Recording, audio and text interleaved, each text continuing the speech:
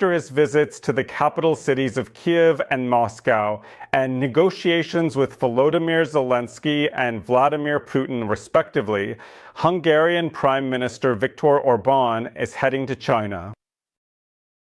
And this trip of his and his recent actions, of course, clearly indicate the Hungarian government's head's desire and intentions to create the illusion of shuttle diplomacy in an attempt to foster a sense of active involvement to resolve the issue of ending the war between Russia and Ukraine. Viktor Orbán did not achieve any notably impressive or significant results during his recent trips to the capitals of Ukraine and Russia. Both Volodymyr Zelensky and Vladimir Putin, both leaders, were initially skeptical of his proposed idea of a ceasefire. Vladimir Putin, the president of Russia, continued to demand that, even to begin any negotiations with Ukraine, the president of that country, Volodymyr Zelensky, must order his troops to leave the territories of the regions annexed by the Russian Federation in 2014 and 2022. It is clearly evident that this is undoubtedly, once again, not a suggestion for a truce along the contact line between the troops of the two countries, but indeed a classic call for surrender. Certainly, it is a clear indication. But it is quite curious and noteworthy that Orbán's proposal, which has garnered attention, coincides with the initiative of Chinese President Xi Jinping, who is known for his strategic policies. It is no coincidence that the first question Viktor Orbán, indeed according to his own words, actually asked Vladimir Putin was about how the Russian president views the Chinese initiative, in fact. And now, with the head of the Hungarian government, Viktor Orbán, deciding to visit China as well, it becomes clear why Viktor Orbán is undertaking such extraordinary diplomatic efforts, with little hope of success. Despite the numerous challenges and obstacles he faces, success is likely to await Viktor Orbán not in Kiev and not in Moscow. Success is likely to await Viktor Orbán in Beijing. The Prime Minister of Hungary, Viktor Orbán, wants to demonstrate to the President of China, Xi Jinping, how ready he is to implement the proposals outlined in the comprehensive and detailed Chinese peace initiative. Perhaps the first talks about Orbán's efforts actually emerged when Xi Jinping himself visited Budapest during his European tour. In fact, these discussions came to light. But real steps to demonstrate the importance of the Chinese peace initiative could have been taken precisely after Hungary assumed the presidency of the European Union by providing detailed plans and timelines, and ensuring active participation from all member states. And when Viktor Orbán indeed has the opportunity to visit capitals not only as the Prime Minister of Hungary, but also as the leader of a country that holds the presidency of the European Union. Of course, European officials may remind Viktor Orbán that he has no mandate from the European Union.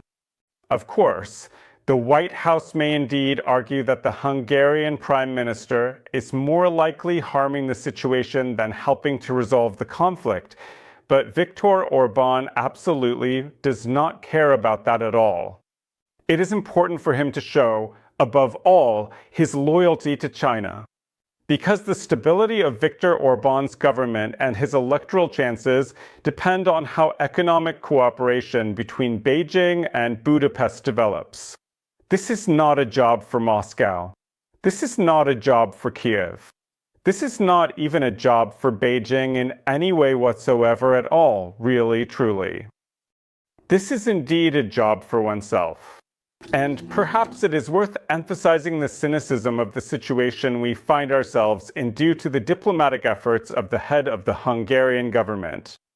And, of course, the group in the European Parliament that Viktor Orbán unexpectedly formed for many. This group can also focus on the opportunities, in particular, of one of its members for special and unique relations with Beijing and potential benefits. Because the group includes parties that are vying for power in their respective countries or are already an integral part of their country's governments, or parties without whose crucial support the ruling coalitions will not be able to manage tomorrow. And if we remember that all these are right-wing populist parties, then all these politicians will have to find money from somewhere to carry out their intentions.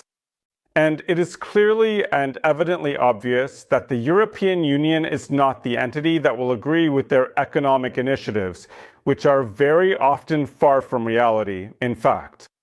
And then the significant and complex mechanism of Chinese investments comes into play.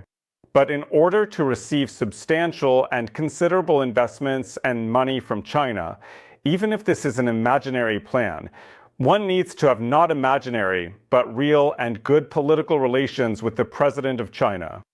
And with his trip to the Chinese capital city of Beijing, after staying for a while in Moscow and Kiev, Viktor Orban, the Hungarian prime minister, is clearly showing his colleagues in the new faction what the scheme for establishing these good political relations should look like. One simply needs to claim special attention to various different aspects and facets of Chinese foreign policy initiatives, even if these initiatives are practically impossible to implement. And naturally, another person who might be closely monitoring Viktor Orban's initiatives and policies and strategies is someone who could be hoping to find some model or framework and potential solutions for a ceasefire between the ongoing conflict of Russia and Ukraine. If not today, then perhaps in a few months or even later.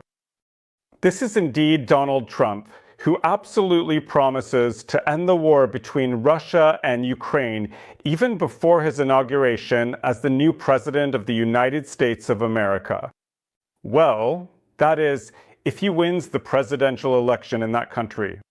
And Donald Trump, with whom Viktor Orban also met quite recently in the past few weeks and had a detailed discussion about various political strategies and international policies, might perceive his political friends' trips as a kind of reconnaissance mission.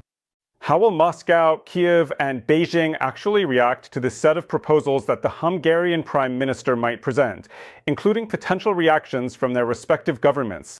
And what if Xi Jinping fails, considering the implications for international relations? Then maybe Donald Trump will indeed succeed, because, as we understand perfectly well, the President of the United States has far more tools to influence the situation in this particular case than the President of the People's Republic of China. So, it can be said that Viktor Orban indeed definitely knows what he is certainly doing when he tours the capitals. Thank you, friends. Stay on this channel, subscribe to it, follow my social media, and support this channel. Good luck!